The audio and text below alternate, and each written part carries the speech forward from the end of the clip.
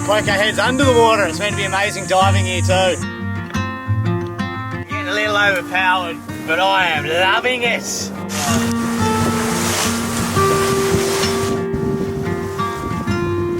Another day of life at sea. After breakdown, puffing smoke and limping Nandji around Indonesia, we'd finally come to the conclusion that Nandji needs a new motor. But with minimal boatyards in Indonesia, we decided the best and cheapest option would be to sail to Malaysia, 1,800 nautical miles away on the Rumline. With many miles to sail, it is a massive task we have set ourselves, and it'll be our biggest challenge yet. With the seasons changing and the following easterly trade winds soon turning to an opposing northwest, we have to make tracks and spend a lot of time at sea to hopefully arrive to Malaysia as quick as we can. Breaking the trip into smaller passages, we left our overnight anchorage at Savu and set some sails in the southeast wind, heading 150 nautical miles to the islands of Komodo and the dragons that occupy them.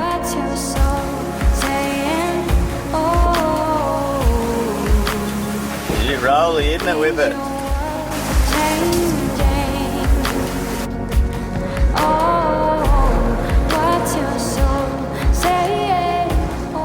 We've arrived. We're at the land of dragons. Wow, look at this rugged island. It's like the dragons have breathed out fire and just burned the whole thing. There's like little patches of green around, but very desolate. The land of dragons! Woohoo!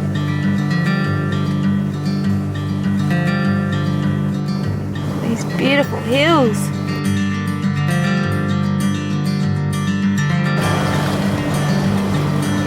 It's like a pack of dragons up there just looking at us, licking their lips. Oh, you probably can't see it. Oh, you probably can't see it, but they're up there. They're definitely up there. I saw like 10 before. They're definitely there.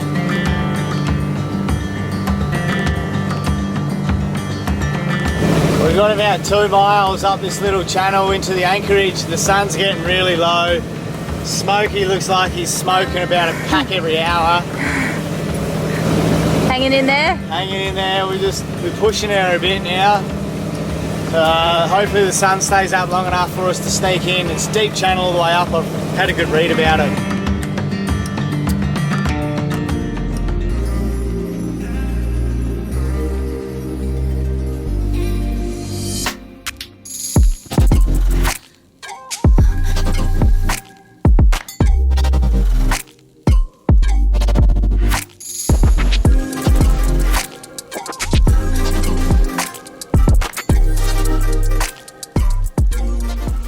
Our dragon hunting pack is ready. We've got lots of cameras so we can film these bad boys and show you whether they're actually real or not.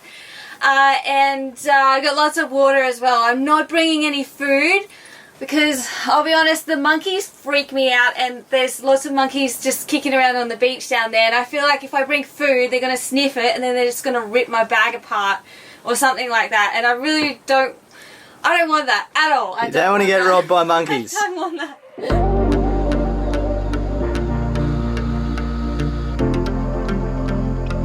Cave just here. The Dragon Cave. Oh my goodness. This is a welcoming party. Welcome to Komodo Island. How close are you meant to get to these things?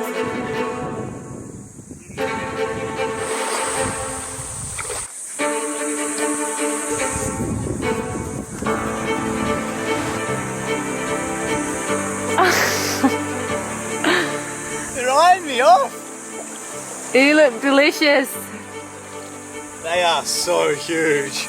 We've seen them waltzing down the beach, so I thought I'd go and quickly set the GoPro up in the sand, and they've just waltzed up to the GoPro and now they're just stopped in front of it. How are we going to get our camera back? Go on, Yoshi, go get it. Go on. I ain't going in there, man. Gotta get the camera back. Come on, it's just rolling. It's just going to stay there, hey?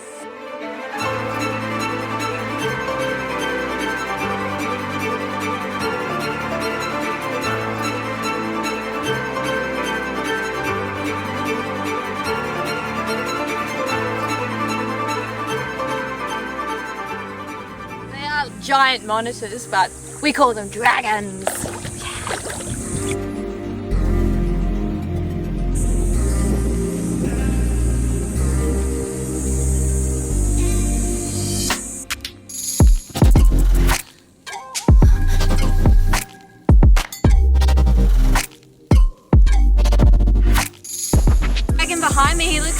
sick. He's got like a sore foot. He's walking on it upside down, and he looks quite skinny as well.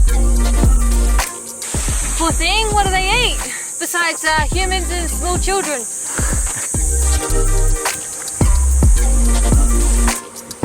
They're most active the early mornings up until about 10 o'clock.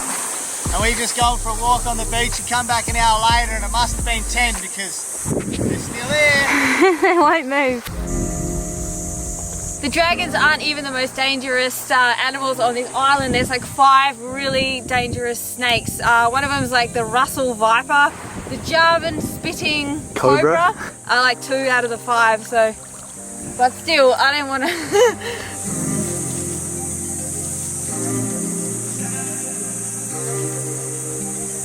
Any hat? It's better than the one that you have by a mile. Can I have it? I'll rock him. It's crazy, eh? There's literally, he's just followed his track, kicked through the trees, then he cruises up his little path. That's like his little home. So he must just hear noise and go, what's going on my beach? My town. This is my town, guys. Go for a look around the corner. I'm pretty sure we've seen a walking track there. Go poke our heads under the water. It's meant to be amazing diving here too. Love my new hat.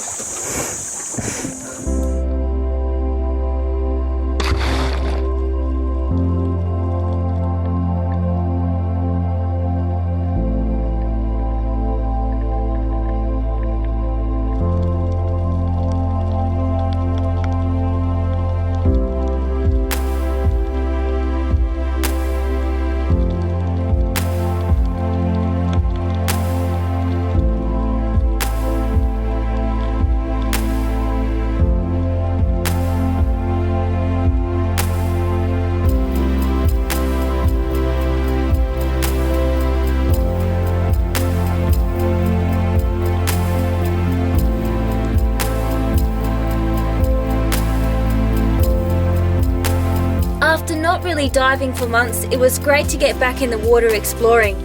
The corals were vibrant, colourful and provided home for lots of reef fish.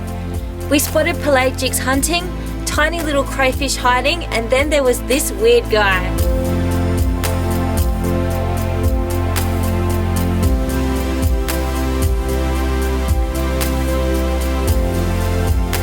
Thermoclines are common in the area with cold, dense water under the warm surface, meaning this dive was actually a cold one. Making the most of being in our wetsuits with hoods, we gave Nandji's bum a scrub as her beard was slowing us down while sailing.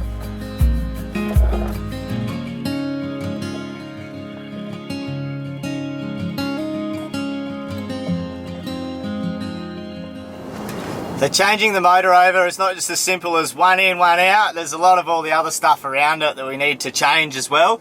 And one of them is the prop. And the prop is a big deal because you need to make the gearbox ratio match the prop because of the size and the spin and the pitching and all that sort of stuff. But we're getting a auto prop from Brunton, so where we can, it's like a feathering prop, which is very exciting. But we need to measure the size of our prop and the area between the rudder, the back of the keel, that general area, so we know what sort of size prop will fit in there. Dirty paper, but... I got dirty fingers. Yeah. So that's the rough drawing of the measurements that we need to get.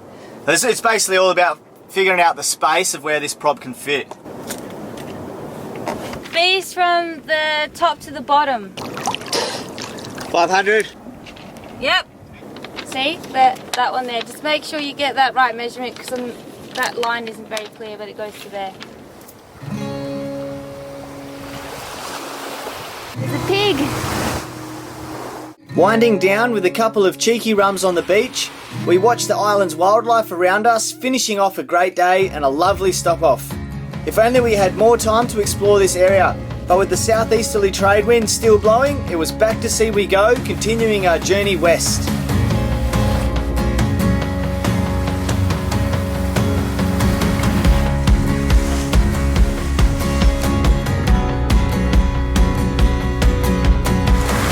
We're getting a little overpowered, but I am loving it. We cleaned Nandji's butt in Komodo, so she's super smooth. We've got a solid 10-13 knots on the beam, full sail. This is Nandji's max power right now. I'm like hanging on. Woo-hoo-hoo! How fast, Benita? 8. She says 8 knots. Yeah.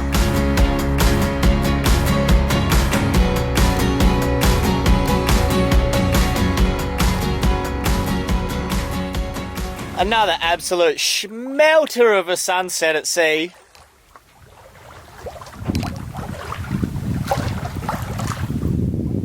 That's the sailing life right there.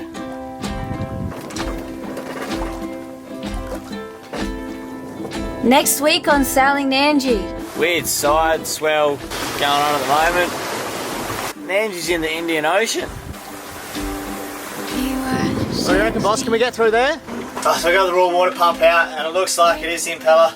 All the time they had, they were building big wonders. Absolute Barry Crocker of a morning. Time to stay as long as they wanted.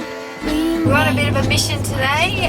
We're off to pick up our new crew member Jess. We are fine and we don't need any assistance. Ready?